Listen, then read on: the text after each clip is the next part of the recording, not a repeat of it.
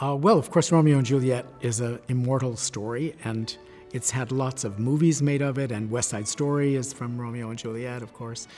I was involved with choosing this opera. I really wanted to do something French, because it's done the least of all the foreign languages around here. And I wanted to do something really romantic, and I wanted to do something where people died. Isn't that ridiculous?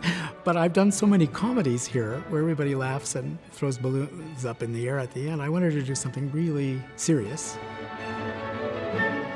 It's certainly a timeless story, but it's also a very modern story because it's a story of tolerance. It's a story of what do we as a society want to tolerate?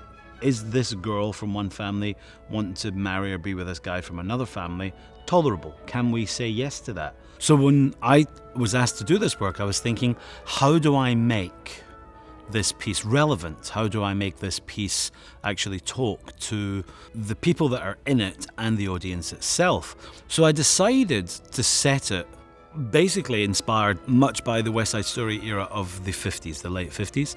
And actually the context has been quite interesting in light of what's being discussed in the nation today about the treatment of women, racism, all that sort of thing. This is so different from playing the piano, which is what I do 90% of the time. It's been a real joy for me, not just this opera, Romeo and Juliet, but all the operas I've done here at U of M. It really has been a training ground for me for the last 20 years to learn how to do this.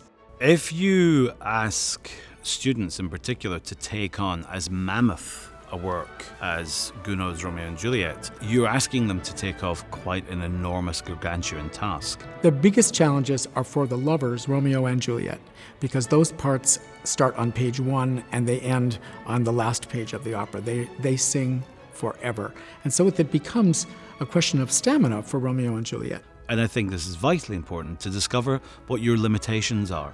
That doesn't mean the minimum you can do, that means the maximum you can do. They've really stepped up to the plate. I'm very proud of all of them.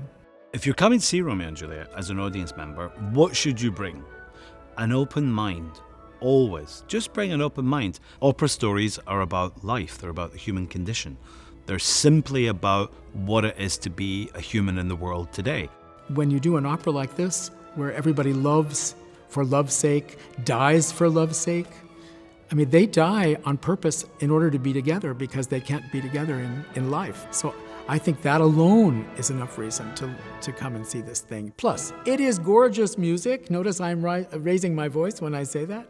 Beautiful words, and has some of the most enchanting melodies that the audience will ever hear. So come, enjoy. Just sit, let it wash over you, enjoy the beautiful parts, get involved in the drama. It's a wonderful story.